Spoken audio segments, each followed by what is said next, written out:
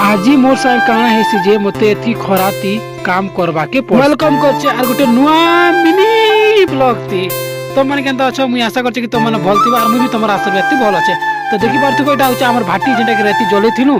आरे बहुत सकाल पे गला ई भाटी के जलावा लागी दिमाग खराब मोर हालत बेंडी गला। तो इबे भूसा भूसी डालबी बोल कर मुई ऊपर के चगी आसली ने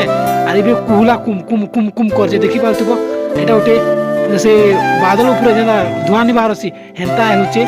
तो आज ये भूसा भूसी डालमु आर पूरा बहुत बढ़िया जेना तले ओल ओल अच्छे ये भूसा ढाबी देले पूरा जली जावा ऊपर भी मस्त हिजबा। तो ये आम भूसा भूसी ढाबी डुबा सारलु ना आर मुके बहुत इलिए खरा दोचे के काची तलर फाप आर ऊपर झेन पूरा मुके मजाती से जेंता कि अंगराती पूरा मड़े देला पर लागुचे એટલે मु जल्दी जल्दी ढापसी आर सीधा घर के पलि जासी घर के। तो आज मिनी ब्लॉग बस एतकी थिला भल लागल टिके इंस्टाग्राम ते फॉलो कर देबा फिर मिल मार नुआ वीडियो दी तब तक के लिए बोलो जय श्री राम हर हर